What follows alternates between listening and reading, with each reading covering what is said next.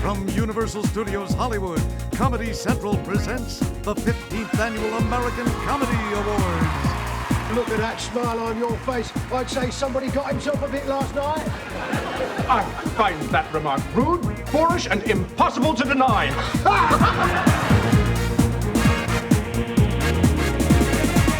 Men are like dogs. You can either neuter them or train them. You're a man, right, Ross? Yeah? Sit down. Okay. We are. Okay, I'm here. What's first? Who's first? How do we do this? Wait a minute. But I'll tell you what we are gonna do. You're gonna take my arm, you're gonna escort me in that room, we're gonna dance, make out like freshmen, and leave with your hand on my ass. You got it? I thought the cop was a prostitute. Okay, non-smoking. 2 nights. We have you down for queen. What are you suggesting? I've always been turned on by one Benji Franklin. He wasn't afraid to wear his hair up and away from the face. And by the way, I don't need Viagra. I could use a pill that'd make me want to have a conversation afterwards. That would be helpful. Life's little moments. You ever been talking to someone and you laugh through your nose and blow a snot on your shirt?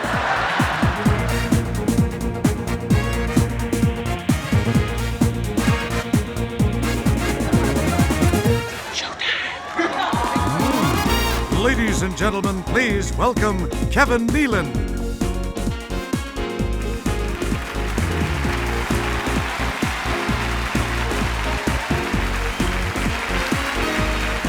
Thank you very much, ladies and gentlemen. Welcome to the 15th Annual American Comedy Awards. How am I doing on time? Okay. Anyway, I was thrilled when George Slaughter asked if I would open the show tonight. Well, maybe not so much thrilled as I was home when he called. But a lot has happened since then. First of all, I've learned how to screen my calls. I've learned that it's important to say no to people. And finally, sometimes in life, you have to do things you really don't want to do. Those 3 things I remember. At any rate, I'm here because I have the distinction of spending many years on Saturday Night Live. And this was back in like the 20th century, 1900s. And last year, we witnessed something unique on that program, the nationwide impact that a comedy show can have, actually. Specifically, there were 2 cast members who kept the country laughing when 200 years of democracy seemed to be unraveling. These 2 actually made Al Gore and George W. Bush change their debate preparations.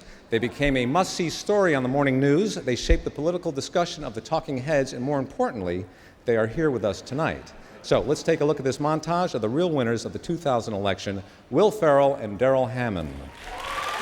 Mr. Vice President, during this campaign, you have frequently called the Bush tax plan a risky scheme.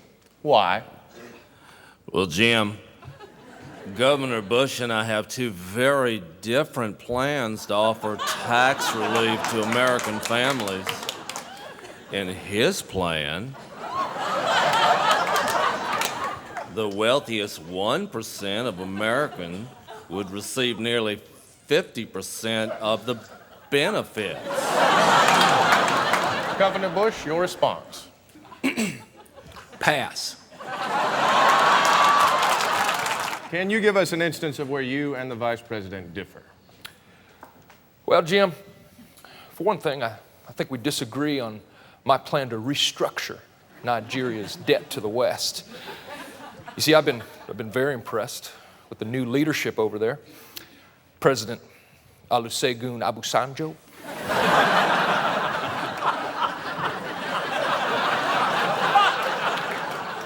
Vice President Atiku Abubakar. Go ahead and order. It's real Tex-Mex. Everything's good. Everything's good. Okay. But you know, Al, if there's one thing I've learned, one thing about being a leader, it's that a leader has to make some very tough decisions. And that's why I'm going with the chimichangas.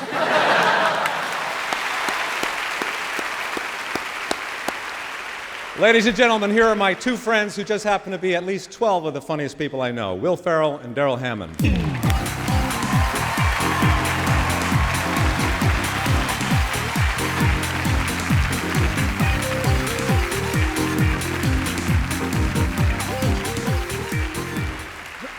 All right, thank you very much. As we all know, good political comedy is based on our elected officials' monumental stupidity. Bad ideas make good comedy. Okay. For example, let's talk about the White House allowing more arsenic in our drinking water. What's wrong with that? What do you mean, what's wrong with that? Well, it's arsenic in the water, it's a very dangerous substance. That's what they tell us. Yeah. Yeah, you know, if they said it was good for us, we'd never drink it. So that's why we need more arsenic. You're like a one-man think tank. Folks, here are the nominees for Funniest Supporting Male in a Motion Picture.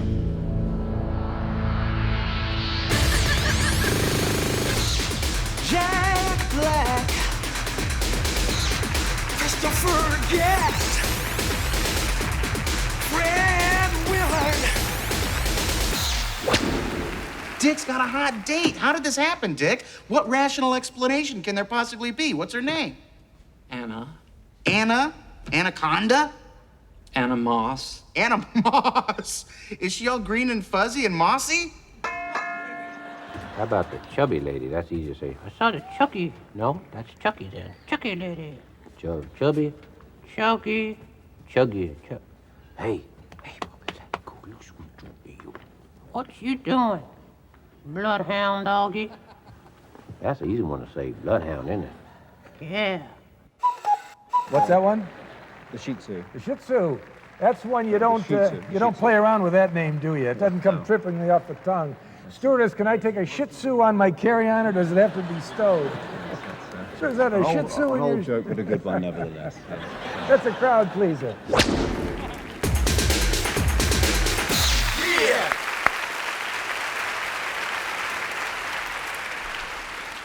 And this year's favorite is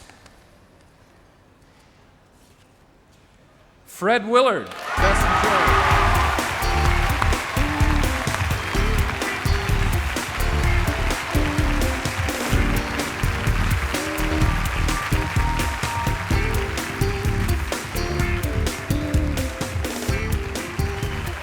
I have to thank Karen Murphy for producing this movie.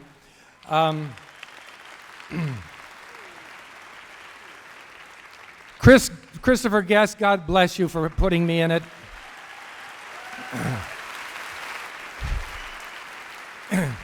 and making me look funny. And I always donate my services to Christopher to go into the editing room with him and show him how he can conceivably keep more of my lines in the film. But he explained to me that he's only the creator, writer, and director, and it's out of his hands. So I don't... I can't mention Christopher Guest without Eugene Levy, the other creator.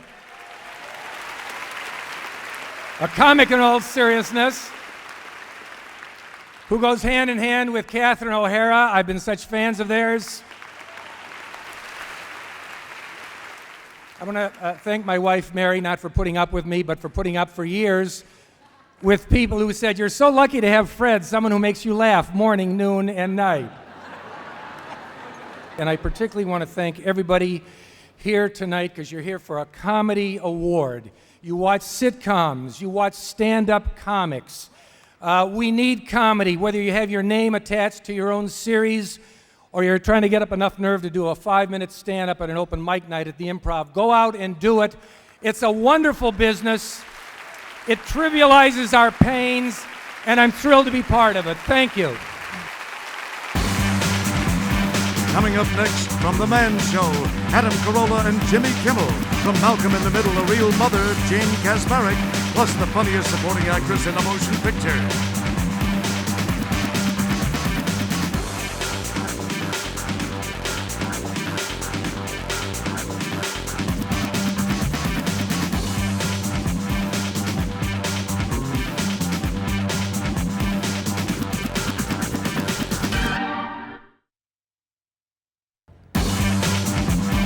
Please welcome two of the stars from Comedy Central's The Man Show, Adam Carolla and Jimmy Kimmel.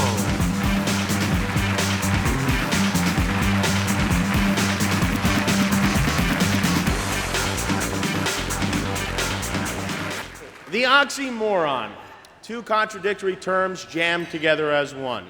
George Carlin introduced us to many great oxymorons, like jumbo shrimp, military intelligence, soft rock. We'd like to add one more to the list. Funny women. Well,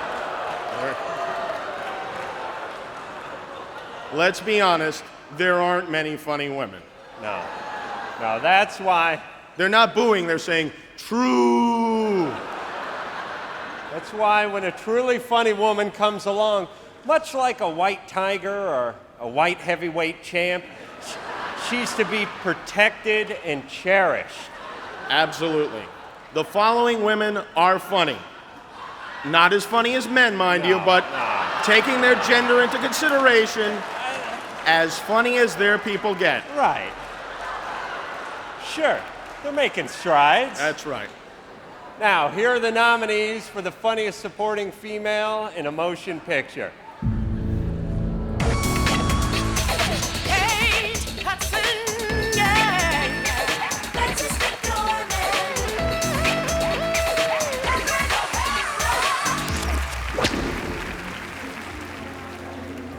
How old are you? 18? Me too. How old are we really? 17. Me too. Actually, I'm 16. Me too. What you got under your coat?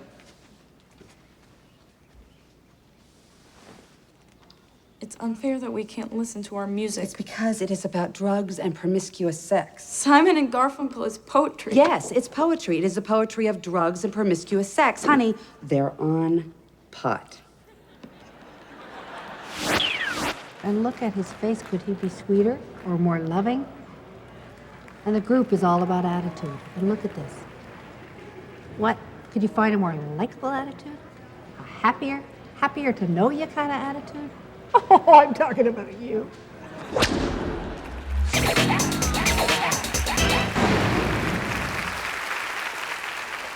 And the winner is Andy Dick.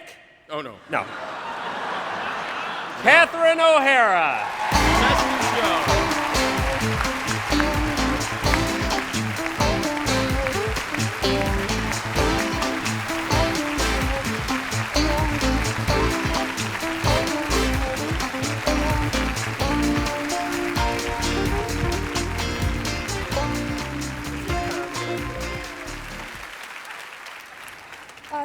Thank you so much. I want to thank Chris Guest and Eugene Levy for having the insane wherewithal to take us all to a dog show, and Castle Rock and Karen Murphy for letting us run free, my fellow cast members and fellow dog-loving fools, especially my dear sweet Eugene, my dear Jerry, who pretended to be as nervous as I was and let me share in his glory. Christopher, you brilliant freak of nature. We are the envy of all actors. Thank you so much for inviting me to work with you again. Thank you all. From Malcolm in the Middle, please welcome Jane Kaczmarek.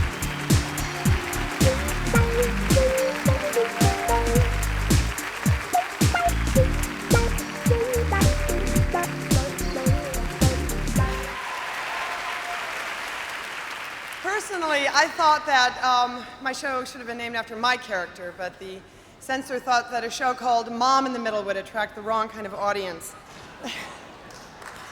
Now, here are the nominees for the funniest male guest appearance in a television series.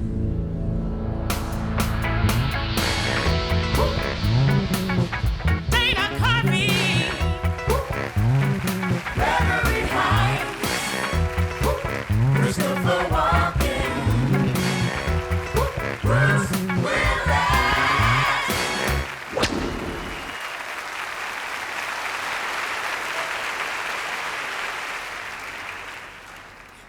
The winner is Christopher Walken from Saturday Night Live.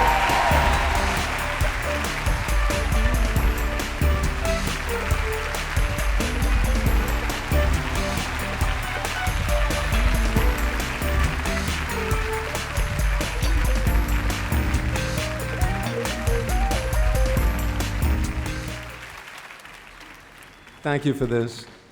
When I was a kid, I was on shows like the Colgate Comedy Hour and Ernie Kovacs. So this is a thrill.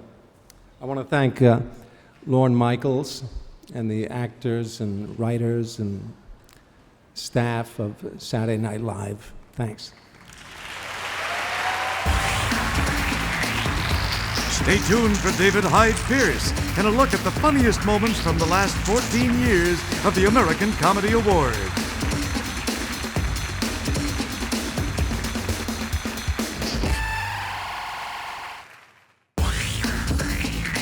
Ladies and gentlemen, David Hyde Pierce.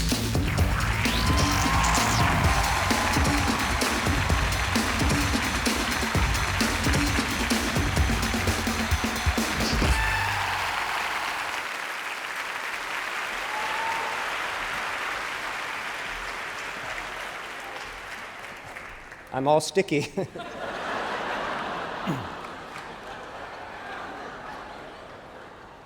Some of you may know Frasier has been picked up for 3 more years.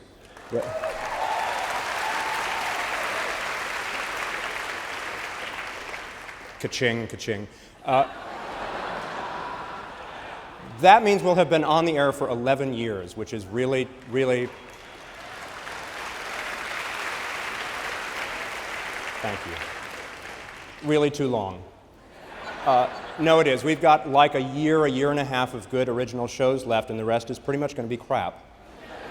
I just wanted to warn you. You'll see it coming, though. As soon as you see us reminiscing and doing those shows where we do retrospectives of past shows, you'll know the needle's on empty and we're running on fumes. So. Here's a retrospective of past shows of the American Comedy Awards.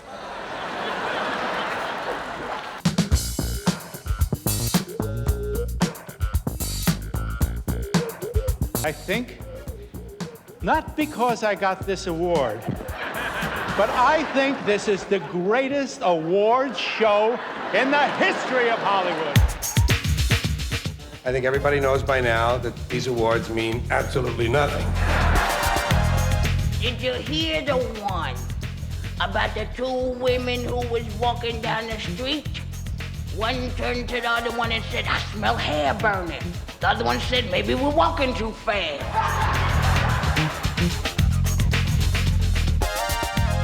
You know what you are, Marty? Ageless, you pixie. You know, sometimes I think back of all the women I had to sleep with to get where I got. You know what I mean?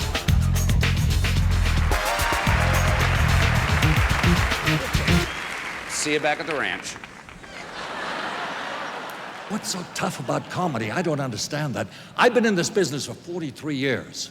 I do one comedy, and I get an award. I'm speechless. Billy Crystal, you are out. You're not even a comedian and you won an award. So hard to find talented white people. I think this is a great opportunity, you know, to talk about me just for a second. I am an actor, but I am not acting now. I certainly never expected to win a Life Achievement Award. I'm only 29, and When I was told I had won this award, I spent the next 3 weeks trying to, well, care. This is a prestigious award. You know, I was saying to my limo driver coming over, I'm up for an American Comedy Award. He said, I have one.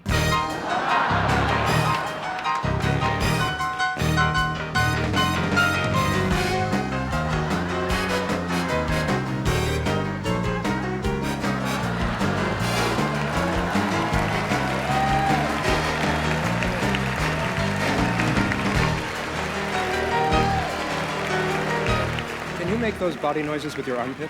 Is this a funny evening, or is it just me? Without question, this is the most boring evening I've ever spent in my entire life. I've got to tell you, I'm having the most fun that I've ever had in my life. Actually, I'm in awe of all you wonderful and talented and funny people. But they said, hey, don't worry about it. Don't try to be funny. Just be yourself and try to smile a lot and relax. You don't have to pander for a laugh. Tonight, here in this stupid place, I'm gonna reveal. I am really a Gentile born in Waco, Texas. This is not my nose. Look carefully. Watch me. This is not. 25 years I'm wearing this nose. Here I am rapping with my hip new friends. They'll get pilot deals at Fox. I will never work again.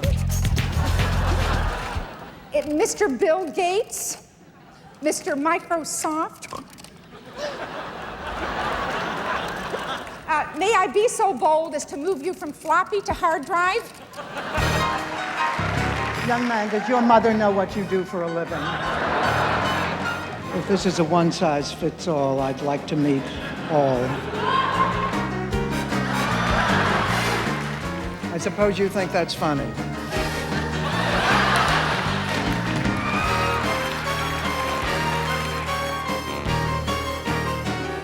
Very emotional evening. Thank you so much. Thanks a lot. This is cool. Thank you very much. Thank you. Thank you very much. Thank you. This is a real treat, and God bless you. My only regret is that I didn't have to sleep around much to win this award. And the directors that I've had. Well, when I say had, I don't. I have written this little speech I would like to give to you right now. I've heard it myself. I don't care for it. Thank you. Thank you all very much. Thank you. Thank you very much. Thank you very much. Thank you all. Thank you very much. Thank you very much.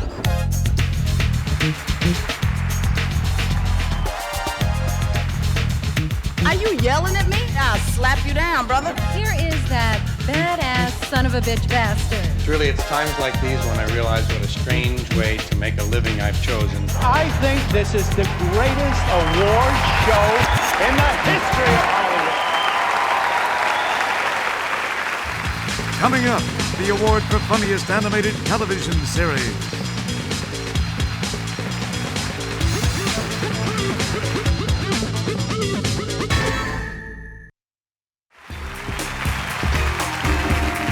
Please welcome two stars with wit, talent, and the best natural bodies in show business, Jamie Lee Curtis and Bruce Valanche.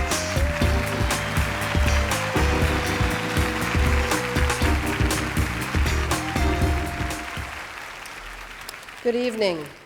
For far too long, far too many people in the entertainment community have remained hidden in the closet.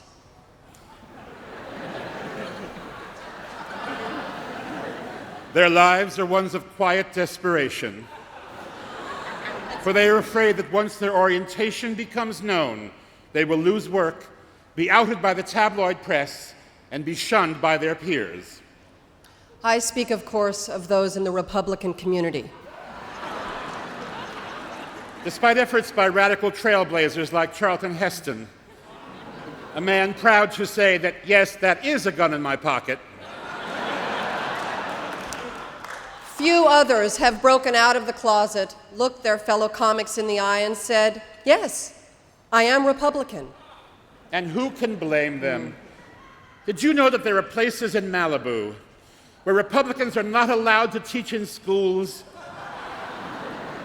donate blood, and become a Boy Scout leader? We can end the discrimination and tear down that closet door. One day soon, we will see groundbreaking TV shows like Gingrich and Grace or GOP is Folk. Or everybody on the West Wing loves Malcolm in the Middle. Because as someone from Hollywood, I am proud to say there is nothing wrong with liking Bush and Dick. Bruce, it's nice to see that you're bipartisan. Here are the nominees for Funniest Supporting Male in a Television Series.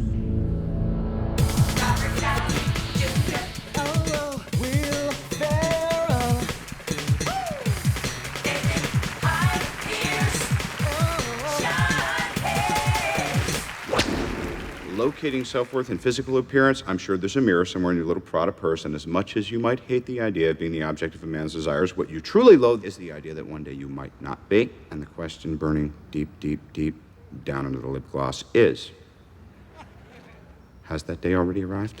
Hello, I'm Robert Goulet.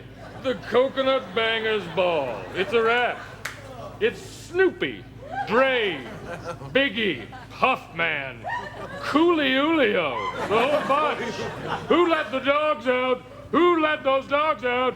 Who let those little mutts go? Yeah. Can you believe this? She wants to divorce me and marry Gardner. I'm out on the street. Oh, that's shocking. Is there any way you can tell me about this without screeching like a howler monkey? You know what? I don't need you.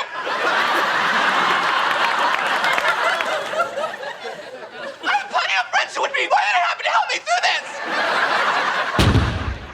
Daphne, try and remain calm. Well, we'll just have to wait for the night watchman. He checks all these doors when he does his rounds in a few hours. For the last time, Daphne, I've told you not to panic, and please don't make me say it again. I have to conserve oxygen.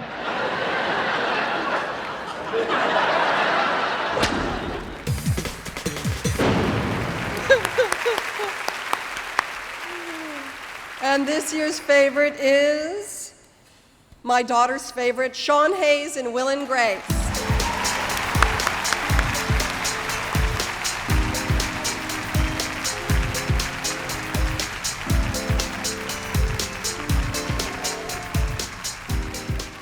Thank you so much. A lot of people say what a thrill it is just to be nominated. I think that's bull.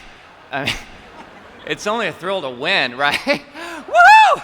Okay, yeah. I'd like to thank everyone who helped me along the way, my lawyers, agents, manager, publicists, the director, and most of all, the writers I'd like to thank. Without them, I wouldn't be standing here probably.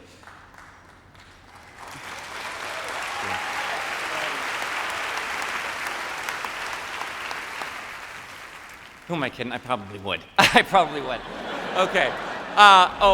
This one over here, she won a radio contest. I'm sorry. Let's go. Coming up next, Richard Belzer and Robert Klein present the Viewer's Choice Award to the funniest stand-up comedians of the year. Please welcome two of the most respected and loudest comic voices in America, Richard Belzer and Robert Klein.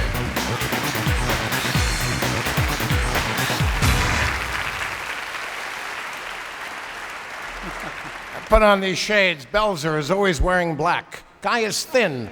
Uses the Johnny Cash, Orson Welles weight loss method. Guy weighs 112 pounds. Robert Klein, ladies and gentlemen. Several.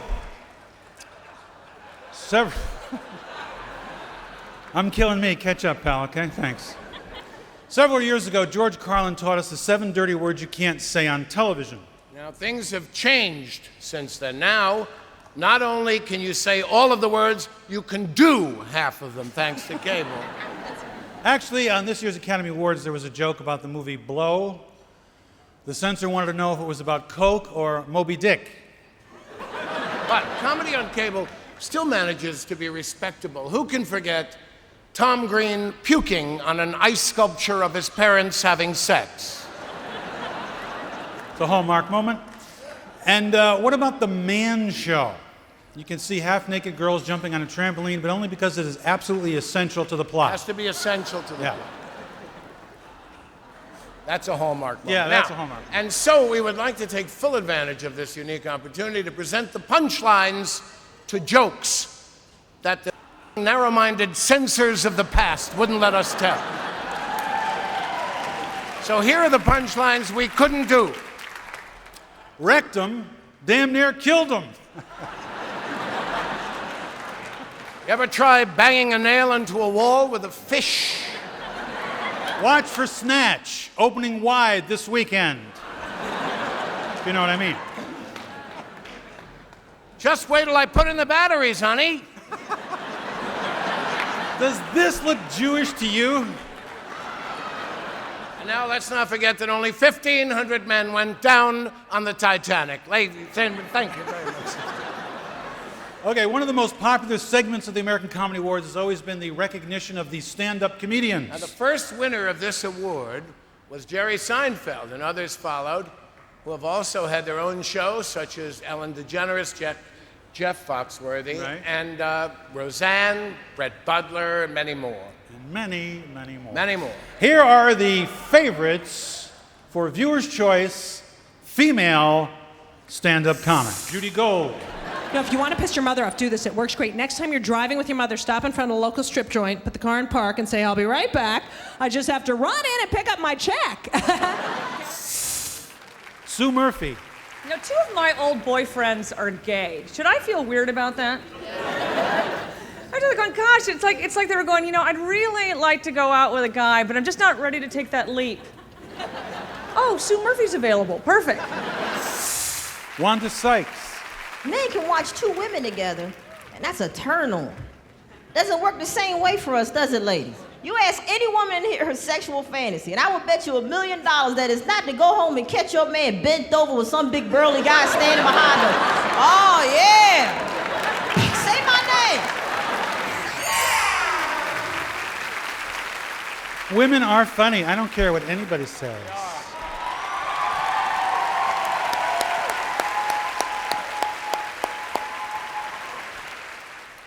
And the winner is Wanda Sykes.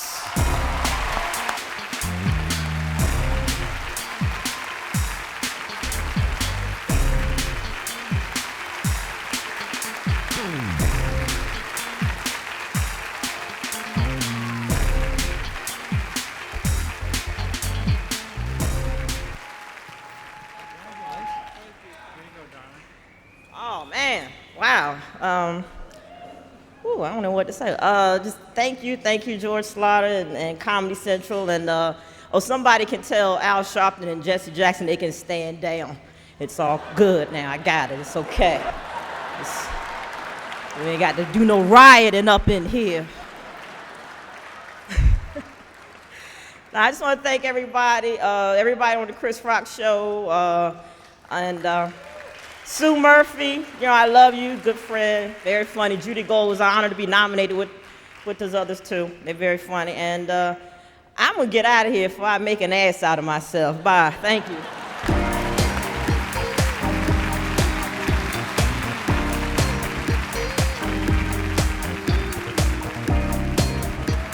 Here we are, Klein and Belzer. Belzer and Klein. We are the originals. We aren't clones. You know, this cloning thing has to stop. Has to stop. You know, if we cloned all the XFL fans, about 12 people would be watching me. That's right. See, because there's no, let me explain this. You see, there's no viewership. Yeah. Of course, this raises some interesting questions, ethical, scientific, philosophical questions, like if you have sex with your own clone, does that mean you're gay or are you masturbating? Now this year, think about that. That's a more profound joke than you think. The Viewer's Choice Award for the male stand-up comic. Dave Attell. I make my own fun, like today. I'm sitting on the couch, right? My dog's licking himself, right? I'm touching myself, right? We catch each other's eyes, we both start laughing. Now. Louis Black. What is the difference between a Democrat and a Republican? A Democrat blows, a Republican sucks. Tom Irera. We lost my grandmother recently. No, she didn't die, we lost her. Yeah. She actually shrunk to the point we can't find her anymore. It's so sad, because we know she's still in the house. She's just not visible to the naked eye, you know what I'm saying?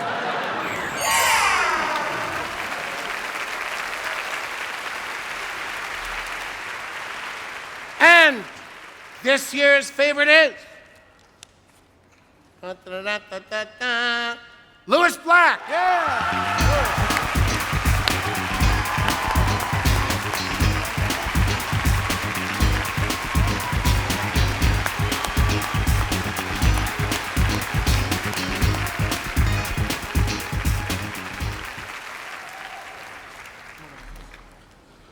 I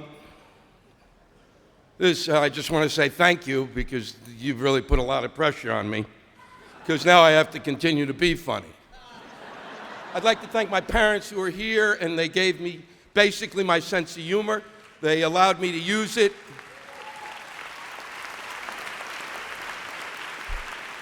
And then they told me to go out in public and kick some ass. Then you're stuck. Now I have to thank all my friends, and and even if they're not my friends, I'll have to thank them. So I'm not mentioning anybody's name, okay? But I thank them all the people that I work with, everybody. Thanks. I'd like to thank Comedy Central and The Daily Show with Jon Stewart for at least allowing me to have access to a public, and my brother who I wish was here tonight because he was my best audience, and he would have laughed at some of these things that you didn't. Good night, and God bless, and thank you. Coming up on the American Comedy Awards from Universal Studios Hollywood, Gary Shandling presents the Lifetime Achievement Award and a special appearance by Jiminy Glick.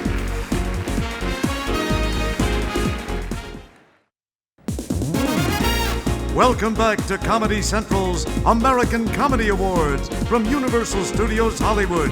Please welcome Gary Shandling.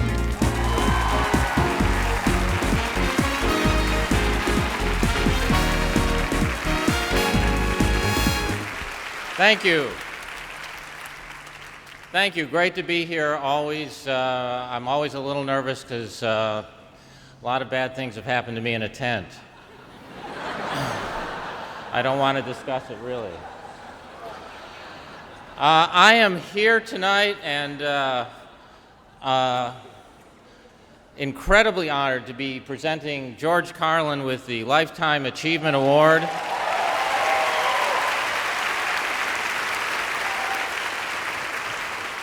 I have a very personal connection to George, which is absolutely true. It's why I'm here tonight. When I was 18 years old and growing up in Tucson, Arizona, and someone applauding for Tucson, Arizona, that's fantastic.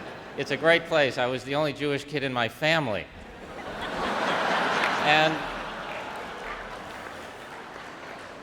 I was such a big George Carlin fan and watched George on The Tonight Show every time he was on, and I read in the newspaper that he was appearing at a club in Phoenix, which is about a 2-hour drive from Tucson, and I wrote some material. I was 18 and I tested myself to see if I could write George Carlin material, and drove up to Phoenix and worked up the courage to go into the nightclub where George was performing. It was Mr. B's in Phoenix, Arizona, and he was standing by the bar, and I said, Mr. Carlin, my name's Gary Shandling, I'm a writer, and I just wrote this material, and would you take a look at it? And he said, I write my own material, but I'll look at it and tell you what I think. And I said, great, that would mean so much to me. And he said, come back tomorrow night. I had to drive all the way back to Tucson, and then drove the 2 hours back to Phoenix the next day. It seems like at this point in the story, I should be getting the Lifetime Achievement Award, because I'm the guy doing all the driving here.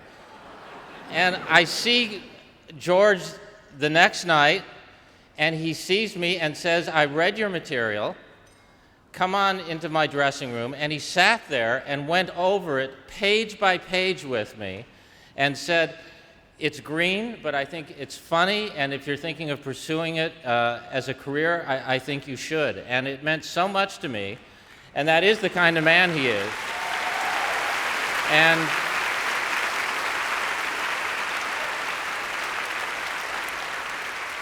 literally,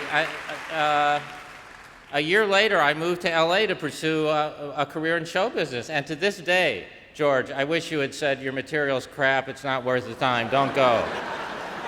I'll never forgive you. He's such a wonderful man. And let's take a look now at just a few of the great moments from George's career. My own career as class clown began one day in the 3rd grade when the teacher caught me fooling around in class. And she said to me, Mr. Carlin, you can either apply yourself and accept responsibility, or you can act silly.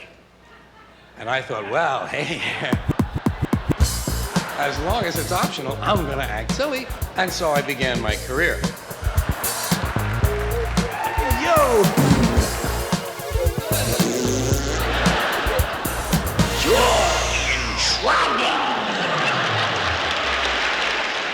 happened in this country that now suddenly everyone is walking around with their own personal bottle of water? When did we get so thirsty in America?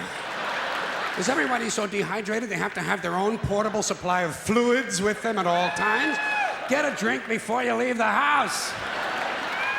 George Carlin's understanding of life's little moments and his use of language stems from his early childhood. He was the son of a public speaker, and from the age of 2, was raised in Harlem by his mother, who had a great influence on his life.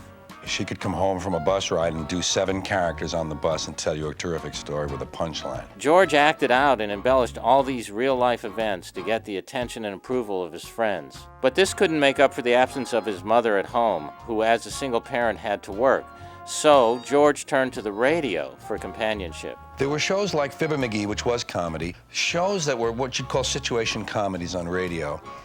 And they had these families and these small towns and the sense of family and community. And that was my sort of extended imaginary family. That's what I belonged to. Radio was a way for me to have some people to hold on to.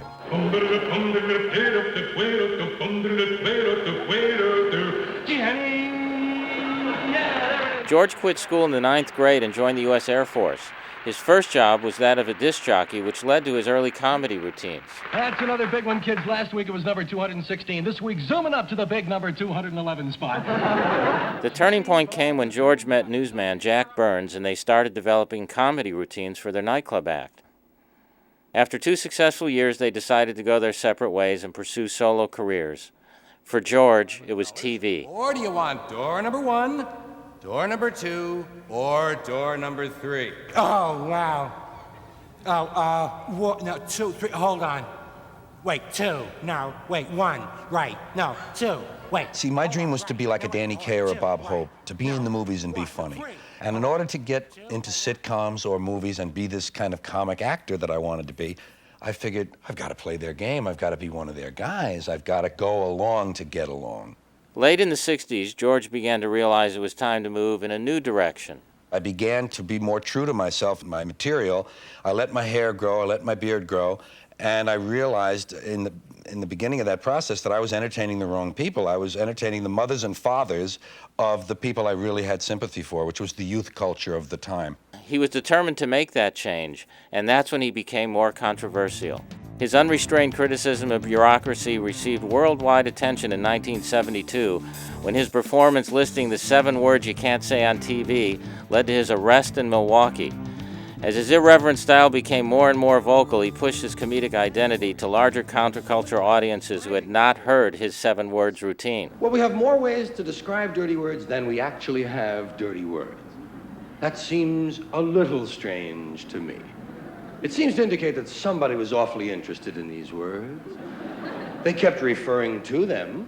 They called them bad words, dirty, filthy, foul, vile, vulgar, coarse, in poor taste, unseemly, street talk, gutter talk, locker room language, barracks talk, bawdy, naughty, saucy, raunchy, rude, crude, lewd, lascivious, indecent, profane, obscene, blue, off-color, risque, suggestive, cursing, cussing, swearing, and all I could think of was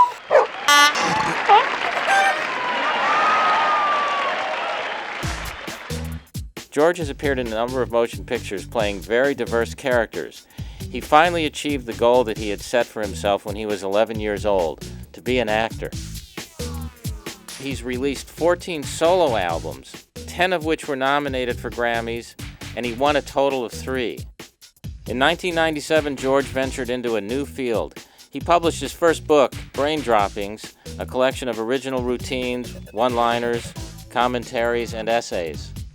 A second book, Napalm and Silly Putty, is a sequel to the first. George Carlin has reached the top by constantly growing, always challenging his audience and risking disapproval. And in so doing, he's earned the respect of all people who love to laugh and think and laugh. If a real stupid person becomes senile, how do you know? In prisons, before they give you a lethal injection, they swab your arm with alcohol. This whole country has a manhood problem. Big manhood problem in the USA. You can tell from the language we use. Language always gives you away. What did we do wrong in Vietnam? We pulled out.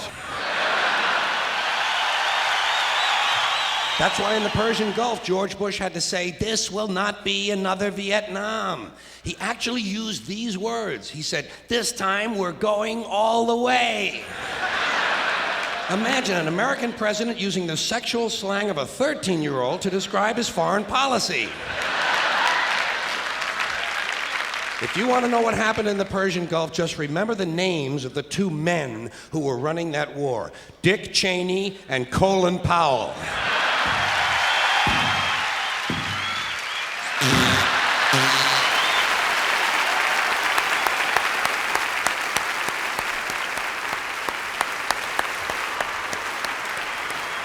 You know that material that I submitted to George and he said he writes his own stuff? Seriously, half of it was on that clip package. It is such a great honor to introduce the man who means so much to me in the world of comedy and to the censors. Ladies and gentlemen, George Carlin.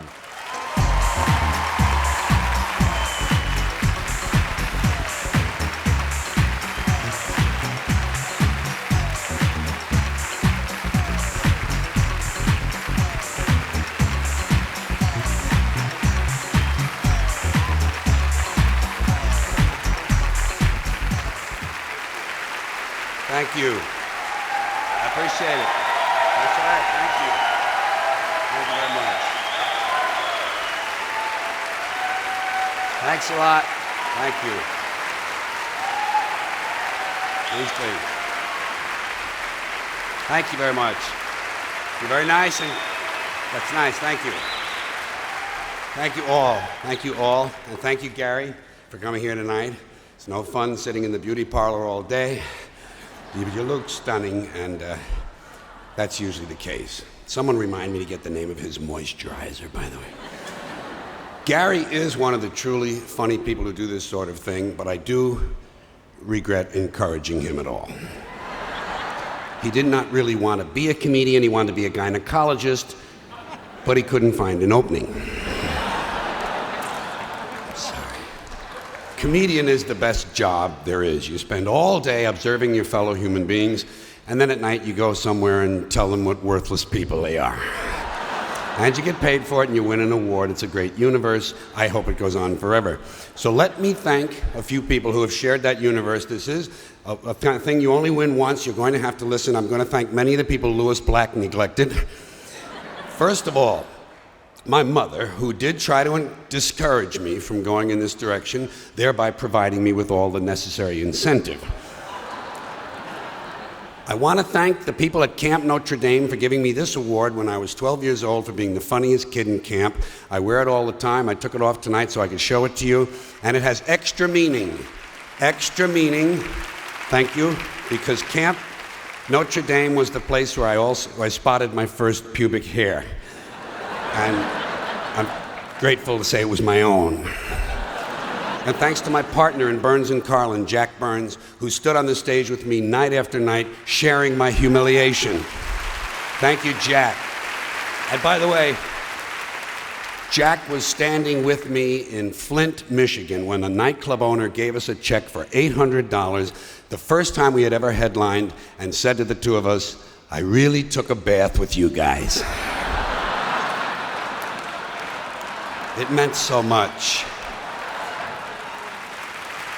I'm sorry I don't have any funny lines about the managers, but I was doing a lot of drugs, and I don't remember very much from that. And my thanks, of course, to Brenda, who produced 2 of those HBO shows, and who for 35 years gave me her unconditional love and support.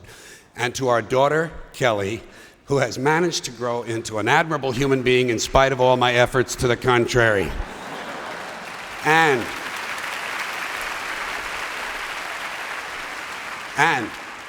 it's getting there, folks. And since this is a professional award, a very special thanks to my friend and manager, Jerry Hamza, who has been such for the last 21 years. One day in 1980, he took a look at my career and he said, "Have you considered suicide?" Jerry's advice and direction have taken me places I never dreamed and allowed me to be a better writer and comedian than I thought possible. Thanks, Jerry. Without you, it wouldn't have been nearly half the fun, believe me. And thanks to Ross, too, for being there along on the ride. I want to say one thing to you. This award is the second best thing that's happened to me in a long, long time. The best was meeting Sally Wade, the smartest, funniest, prettiest woman I know. Thank you, Sally, for all your support and your sweet love. You've changed my life, and I love you. And finally, I got to get home. Thanks to the comedy writers and the comedians who make life so good for everyone. And that's all I'm going to say. I got to get home, get on eBay, and see what they're getting for these things. Thank you very much.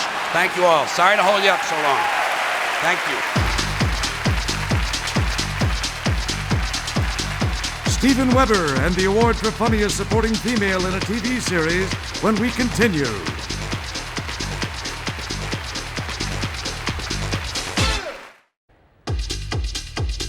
And now, the star of the Weber Show. What was his name again? Oh, yes, Steven Weber.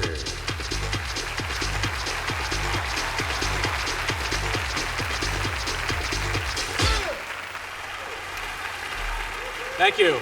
I was just measuring for curtains. Thank you very much. I'm an award show junkie. I feel about award shows the way Jennifer Lopez feels about double-faced tape, the way Joan Rivers feels about Botox, the way Callista Flockhart feels about lettuce. I don't know what that means. And as someone who watches 10 to 12 award shows a week, it's amazing to me that talented actors and actresses who can memorize a 120-page script in a weekend can freeze on stage. I mean, winners stammer, they cry, they hem, they haw, or it's time for their award and they're locked in the bathroom. Yes. Either they have a weak bladder or they're having sex with Russell Crowe. So this year, come on guys, let's be original. Let's go to the bathroom during commercials, and most of all, let's not get stressed. So take a look at the nominees for funniest supporting female in a television series.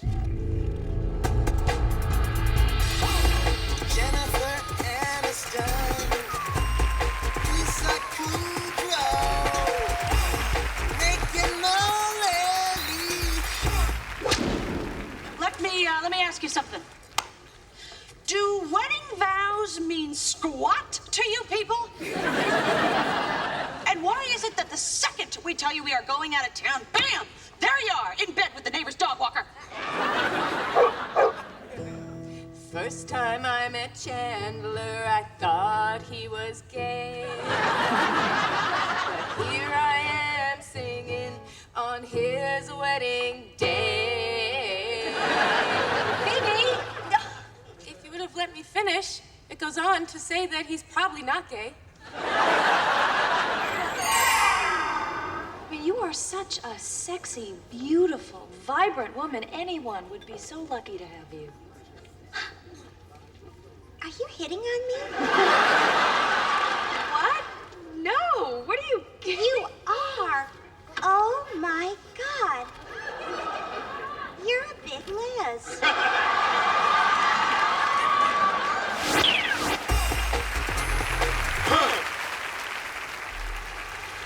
And this year's favorite is Megan Mullally, Will and Grace.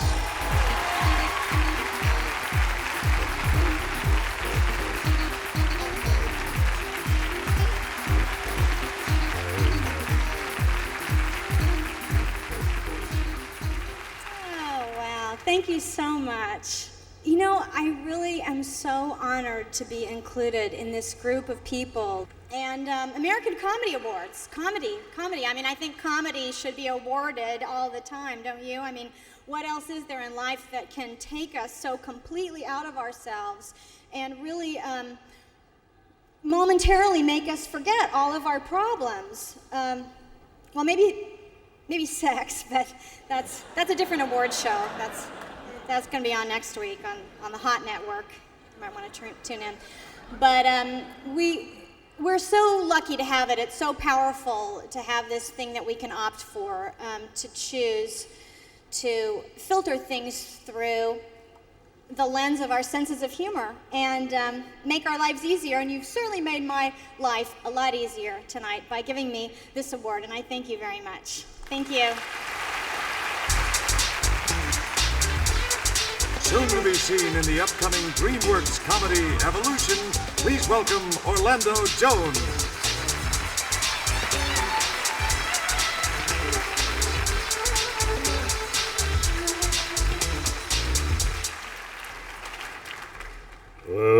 Laker girls. Good evening. You know, fashion in the entertainment industry is completely out of control at this point. 10 years ago, if you wanted to see a naked woman, you buy a Playboy, Hustler, binoculars. Now, you tune in and you watch the Oscars and the Grammys. And what I'm trying to figure out is who is designing these dresses? John Pimp Gaultier? I'm serious. Look, I went to the Grammys. I know you there. I saw Britney Spears hanging out of her dress so bad, hookers and hoes were rethinking their wardrobe. Look, girl, you gonna wear that? Yeah. See, Britney had that on last week, child. You got to go butt naked and make $1. Rethink that, baby. Rethink that. And the Oscars are worse. You see more thigh and breast at the Oscars than you do a Kentucky Fried Chicken. And I ain't talking about dog meat, because it's only white meat at the Oscars. In fact, you know, you think about it. Forget the movies. The Oscars ought to be rated NC-17. You know, it's funny, last week I go to a movie premiere. I walk out and I see, you know, movie star in a see-through top with the biggest jiggling breasts that I have ever seen. And this was Marlon Brando. And here are the nominees for Funniest Male in a Television Special.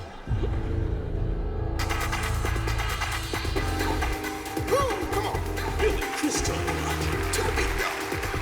Will Ferrell, get it. Jerry Shandling, Jon Stewart. We have a lovely crowd here tonight, so many new faces. Some just new eyes, but a lot of new faces.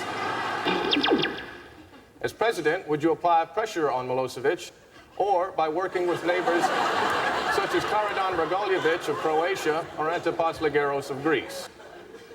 Personally, I favor seeking the diplomatic help of the person I call guy number 3. But I'm not going to pronounce any of their names tonight, because I don't believe that's in our national interest. Here's the bizarre part.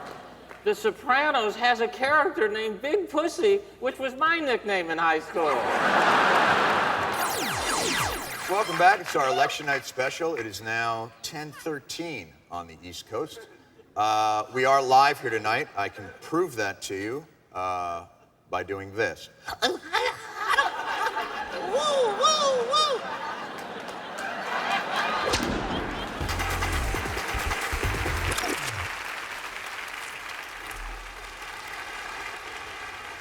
And this year's favorite is Will Ferrell, Saturday Night Live Presidential Bash 2000.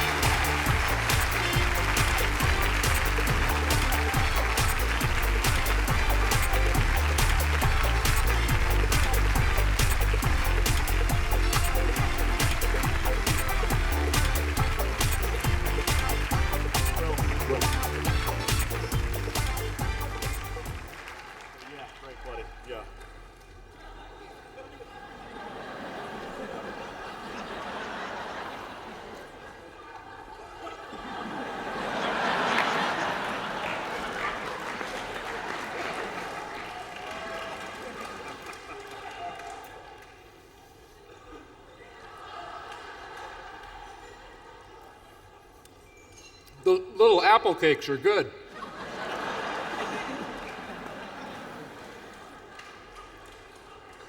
Thank you very much for this award. They're dry, though. They're very dry. I want to thank everyone at Saturday Night Live, including Mr. Lonnie Michaels. I also, in all honesty, I think I share this award with Daryl Hammond, who so expertly Played Vice President Gore and President Clinton. And gosh, I also would like to thank my wife because she's got a nice, sweet little ass. Thank you.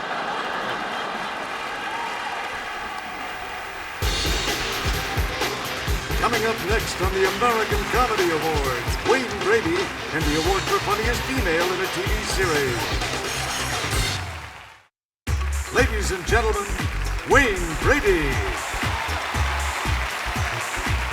Hey! Hit it! Now, you know when I was growing up in Orlando, Florida, they said that I wasn't black enough. So I brought my posse on stage with me tonight. I'm gonna make all those girls and everyone who made fun of me eat their words. Throw your hands up in the air. Oh, yeah. Back in the day, girls wouldn't talk to me. They saw right through me. None of them knew me. I had a crush on a girl named Mariah. She treated me like I was a pariah. She said she liked brothers who bench press for fun. They had muscles and I had none. Parachute pants, I'm trying to make her smile. Maybe if I did Michael Jackson for a while. Then I did Cosby, I said Camille. Because you see, we could seal the deal. Then up step Raheem, the 7-foot dream. Big old fella on the basketball team. She turned and she started to flutter. I got angry and I started to mutter. Her legs, they just melted for butter. And all I just did was I started to stutter. Oh, UT, then he grabbed me. And then I was like, oh, let me go, you see. Because he started to call 12 friends in my prayers. It was like I couldn't do a share. Oh my goodness, so what do I do? A big old brother's kicking the heck out of you. So I just learned that if it can't last, if it can't fight y'all, make him laugh. Make him laugh, so you gotta make him laugh. Make him laugh, you gotta make him laugh. Make him laugh, you gotta make him laugh. Balloon animals, make him laugh. You gotta make him laugh. It's a cow. I watched Second City and SNL. Eddie Murphy back then was funny as hell. Whoopi on Broadway, you can't beat that. Billy doing Sammy, I dig you can't. Robin improvising and doing his thing. When it comes to that chick, well, you know that Robin is king. I love the comedy game, it's been nice to me. Oh, one thing, Mariah, I'm on TV. Make him laugh, you gotta make him laugh. Make him laugh, you gotta make him laugh. Make him laugh, you gotta make him laugh. Make him laugh, you gotta make him laugh. Make him laugh, you gotta make him laugh. Mariah, I'm on TV. I've had years of therapy, and you can't take this away from me. No matter what you do, I'm somebody.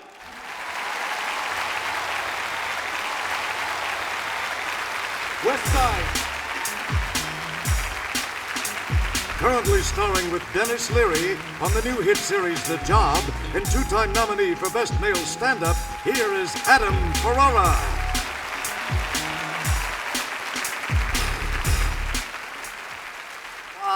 Thank you, folks.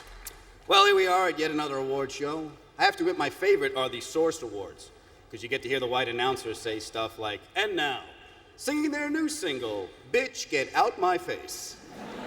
Please welcome Kid Pimp and the Stank Hose. I was nominated twice for an American Comedy Award. And you know, when you're nominated for an Oscar, it's an event. Actors are woken up at 5 o'clock in the morning. There's a press conference, and it's beamed all around the planet because that is a tremendous achievement. American Comedy Awards are a little different. George Schlaughter called me at the house and said, "It's your turn. We're up to the F's. Get a tux." I'm a little edgy this evening because I'm trying to quit smoking, and I'm on a show with Dennis Leary. Yeah. That's like trying to stay sober at a Kennedy family picnic. Leary smokes a lot. I walked past his trailer once and thought, wow, Dennis elected a pope. Look at that. Here are the nominees for the funniest female in a television series.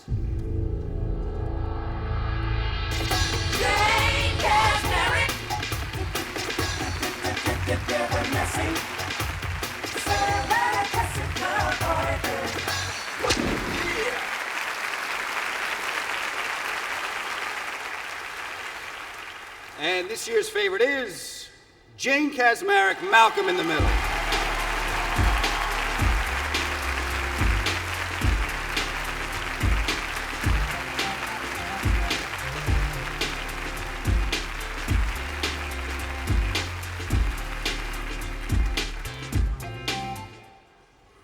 I have kicking around for a long time, and I want to thank you for this because it really means a lot to me. I don't care what George Carlin says, and I'm very grateful. Thank you. It's a very lovely tribute. I have to thank, first and foremost, Linwood Boomer and the writers of MALCOM in the Middle. Your writers are worth everything. And a word to the wise, give them anything they want, they deserve it. I would also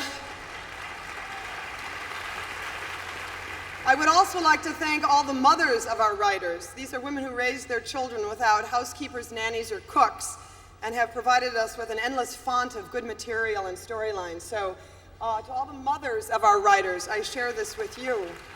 And thank you to my family. My sister Mary is here tonight, and my mom and dad in Milwaukee, and my grandma, Frances Gregorski, who's 101. You gave me a very colorful childhood, Dziękuję. And I'm afraid I have to apologize to my husband, Bradley, and to our children, George and Frances. I'm sorry I spend so much time yelling around the house, but you know, practice makes perfect. And although you will probably spend the rest of your life in a psychiatrist's couch, I get to take home a prize. Thank you very much. When we return to the American Comedy Awards from Universal Studios Hollywood, Lucy Lawless and Hal Sparks present the award for funniest female in a motion picture.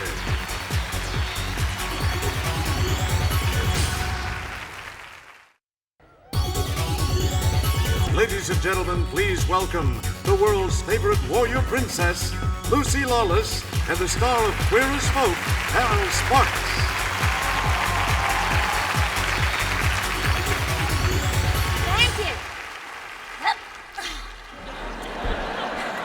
Oh my goodness, I'm just all over the place like a mad woman. And I want to thank Glad for this wonderful trophy. Okay, put me down. I think I just did. All right. This is the first time the American Comedy Awards has been here at Universal Studios Hollywood. This is a specially built tent, and let me tell you, it's quite an impressive erection. If you want to see an impressive erection, pick me up again. Now, let me rephrase that. This thing popped up so huge that we don't know whether You said size didn't matter. Right back there. Okay, all right, let's start again. Okay. We're here to talk about great female performances. And here are the nominees for Funniest Female in a Motion Picture.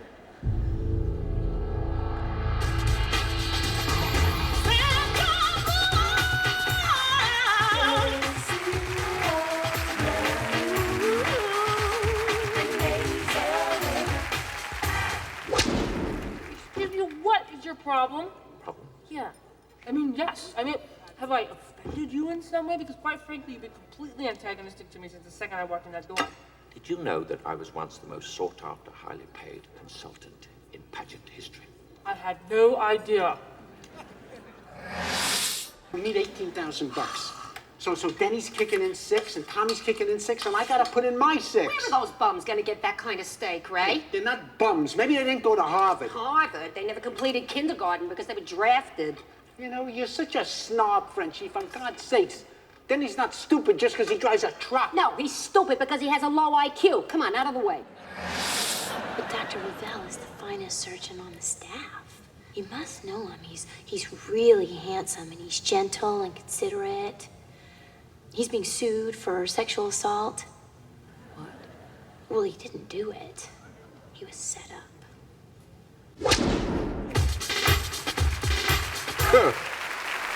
And the favorite is Sandra Bullock. Well, as soon as I heard that I'd won the Comedy Award, I was trying to rack my brain with all these funny ideas of what I could say and do, but I think it's just probably best that I accept this in a straight way, seeing how there's so many comedic geniuses in the audience there tonight. No need to compete. I'd like to thank Mark Lawrence, our sick but very capable writer, who was the reason anything was funny. If it wasn't funny, then that was my fault. Our director, who had a pretty wicked sense of humor. A great cast, who were all very comedic, which helps in a comedy.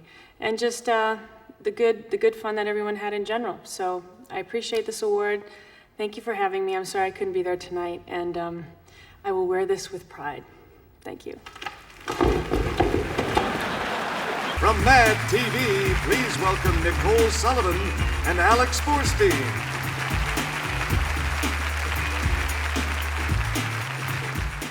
Where's Alex? I don't know. What do you mean you don't know? She was supposed to come out here with me. Oh, yeah, no, I remember. She told me, she said, Miss Swan, you go and talk to all the funny people. She wanted you to come in her place? Really? I tell you everything. You are a fictional character. Oh, unbelievable. Okay. You know what? You're going to get in a lot of trouble for that. I'm just telling you right now. All right. Let's look at the nominees for the funniest animated television series.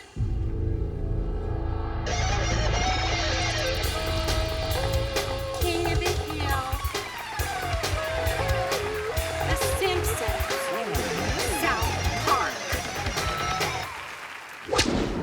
Anyway, it was some game. Mr. Strickland got up under more balls than a midget hooker. Bobby! Where did you learn language like that? The television? No, Mr. Strickland.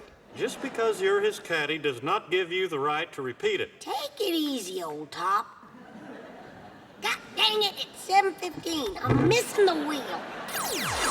If you ask me, Stop right there. it's stupid to divide the city over something as silly as an area code. It would be like you and Mom splitting up every time you have a fight.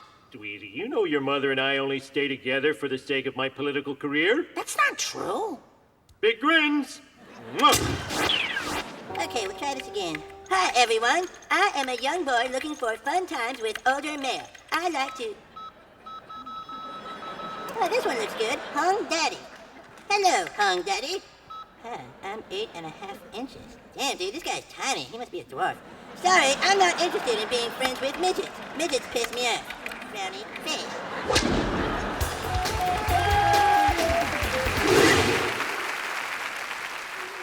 Dad, you know you won. Don't jinx it. You've got the envelope. Oh, They gave you the envelope. gotta put it away. You cannot be too careful, you know. Clearly. The people. Okay. Yeah. And tonight's favorite is your mama. No, it has nothing to do with your mother's. I apologize. It is The Simpsons. The Simpsons. Oh my God!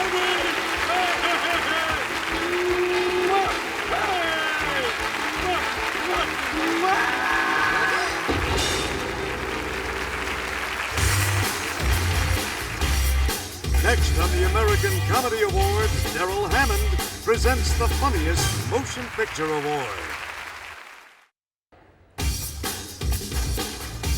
Once again, please welcome one of the stars of Saturday Night Live, Darrell Hammond.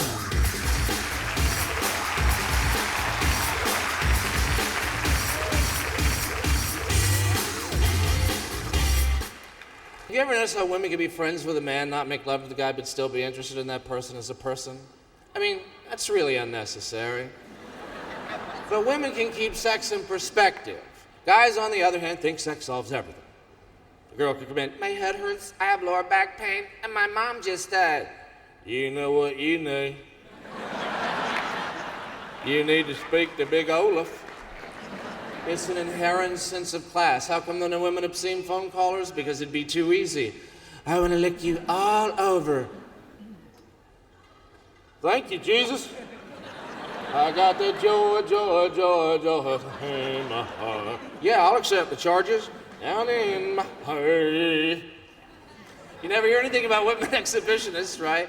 I mean, what would be the point? If a guy flashes a girl, you get, all hell breaks loose. What would happen if a girl flashed a guy? Psst, what do you think of this? Y'all take visa? First, the reverse would be true if you went someplace like San Francisco. The girl's like, what do you think of this? Be gone, you have no power here.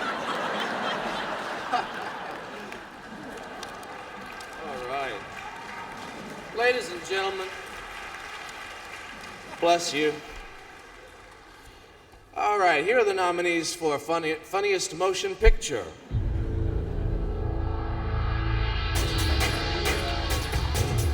Almost famous, best in show.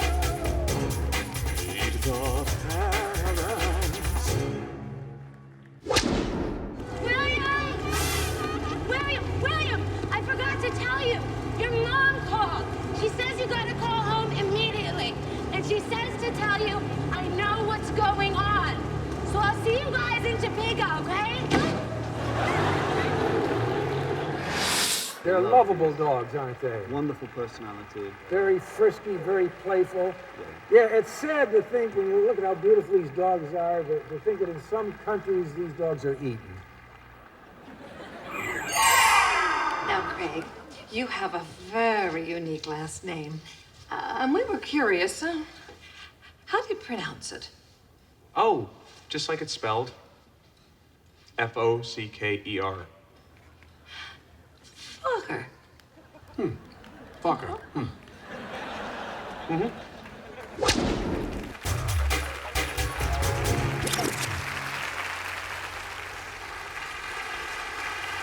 This year's favorite is Best in Show.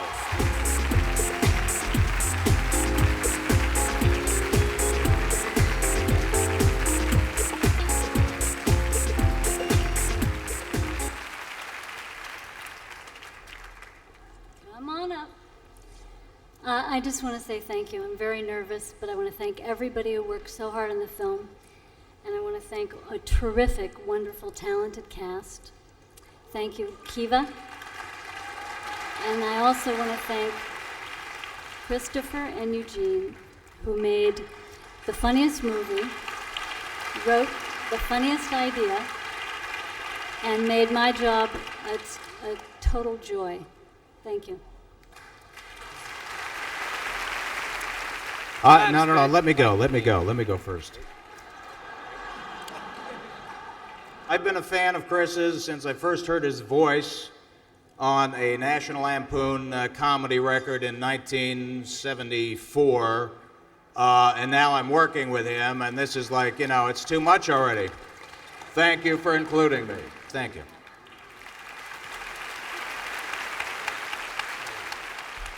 I'd like to thank Castle Rock Entertainment for allowing me to do this movie. And I'm just glad to be here. Thank you very much. From Comedy Central's new show, Primetime Flick, here's Jiminy Flick. Wonderful. Christopher Guest, congratulations. Thank you. Isn't that wonderful? It is. Isn't that exciting? And the film it was called The Emperor's Strap-On, and you directed this? That's not the exact title, but you have the gist of it. The gist of it. And your speech, it was so brief, and yet it's the kind of speech I think that will sink into the ride home. It might have meant nothing tonight. That's the way I felt. Yes, at so the that was time. wonderful. Yes, it did. Will Jamie Lee bake a cake? I hope so. I hope so. At least a cupcake. Cupcake, save me a piece. That's wonderful. How's Dixie? Dixie is wonderful. Of all the things you've done, Yes. and I've not seen any of them, No. but I think my favorite was Billion Dollar Bubble. $1 billion Bubble. It was fun. You were a jockey. I was a jockey, and back then when we shot this, they didn't have any of the digital tricks that they have. Do that? 'Cause on the knees with the shoes under the knees. That's the way you did it. Yeah. I thought you did Yeah, it. and when they couldn't shoot from the side because you could see the legs, so all the shots were from the front, and I had to use the. Hey, I'm in the third race. I had to use That the was high so rope. wonderful. Yeah. Are you one of these comedians that are always on? Yes. So I've Well, as heard you can about tell, I'm on most of the time. I bet you go to restaurants and you order in funny voices. I do. Isn't that wonderful? Can you do some of them now? No. Oh, tell me about this dog film. It's a film about Dogs. dogs. Well, best of luck with it. And you. And thank you. And please stop by any day. Okay. You wear a cologne. What is that cologne? That's actually not cologne. That came from you. Oh, thank you. Good seeing you. Bye-bye, Christopher Guest. Coming up next from Universal Studios Hollywood, the American Comedy Award for Funniest Television Series.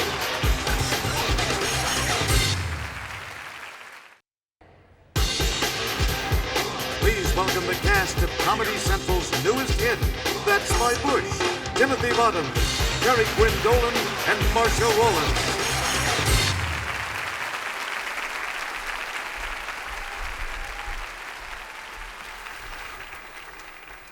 Good evening. It is a pleasure to be here on American Comedy Awards, especially since we just premiered our new show on Comedy Central's That's My Bush.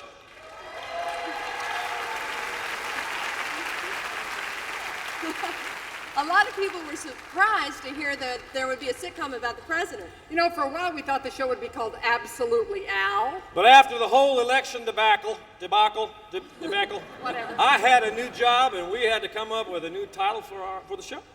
So they tried Everybody Loves Bush and All in the Bush. And of course, Leave It to Beaver, that was already taken. So finally, we decided on That's My Bush, which was the original title of The Ellen Show. Here are the nominees for Funniest Television Series.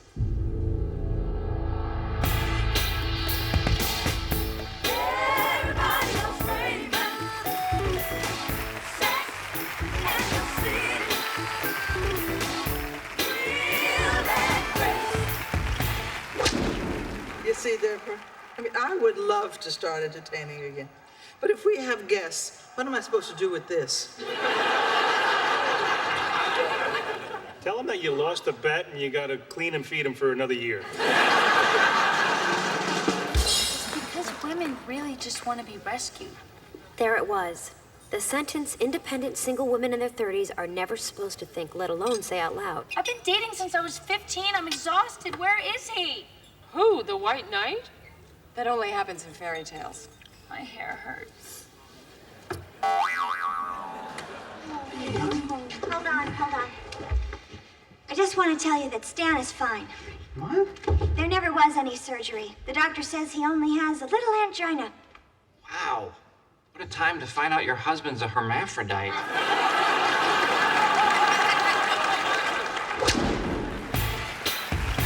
Yeah!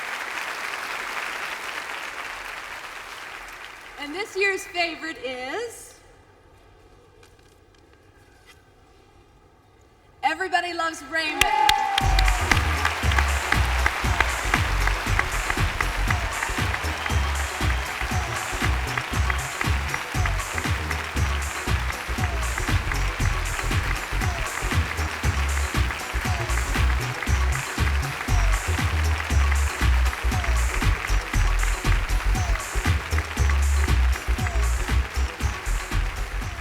Thank you. Wow, thank you very much. This is quite a thrill for us. Yeah, this is great. It is. It is quite a thrill. Unfortunately, the other cast members couldn't be here. They have previous engagements, and in a way, it's kind of appropriate anyway. Because let's face it, we're the funny ones, you and I. It's true. Right. Actually, I was talking about Maddie, and you're funny too. You know what? You're spot funny on our show. Okay, Yeah. that's Yeah. good. Like right now. Mm-hmm. Actually, the rest of our cast regrets they can't be here, and they want to send their thanks. They're doing whatever they're doing. Patty Heaton, our Emmy winner, couldn't be here tonight. She's actually she took a vacation. She's on vacation right now. That's right. She's on a 2-week cruise with her ego. So. And Doris Roberts, of course, the great Doris Roberts, is appearing in town. Yeah, Love Doris. She's in the vagina monologues right now. That is not a joke. That's the irony here. She actually wants me to plug this for her. No, that's not even. That's very unintended right there. This is the absolute truth. She's at what theater? The Cannon Theater, Beverly Hills. till May 12th. So go see her in the vagina monologue. She's very good, by the way. We saw her 2 nights ago. We went and saw her. She was great. She's doing a whole different take on it. She's doing like this Senior Wences thing. It's unbelievable. It's just amazing. You get it? I got it. Yeah. Bigger than thought. Right. I got that. Right. By the way, if James Woods can pick up his date, I'd sure appreciate it. Why? Why are you hurt? You're hurt. Love. It's done with love. Well, we're very grateful. Seriously, this is, personally, the American Comedy Awards have always been special to me, coming from stand-up comedy. That's where I started my career. I started in stand-up too.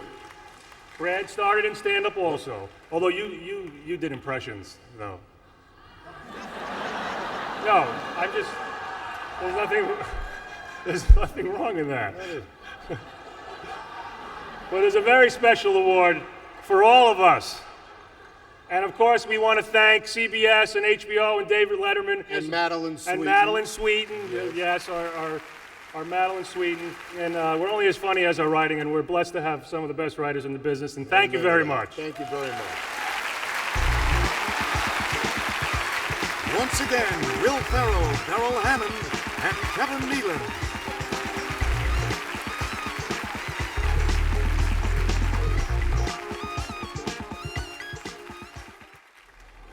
Well, I got to say that I have not won anything tonight, so I didn't get to thank anybody. So before we say goodnight, I'd like to thank all the folks at Comedy Central for all they do, for all the comics.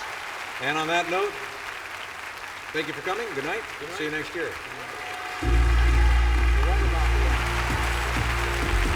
Nominations and awards voted on by comedy performers only. The American Comedy Award selects the Lifetime Achievement honoree. Some of tonight's winners were notified in advance. Also winning awards tonight, Ellen DeGeneres for Funniest Female Performer in a TV Special.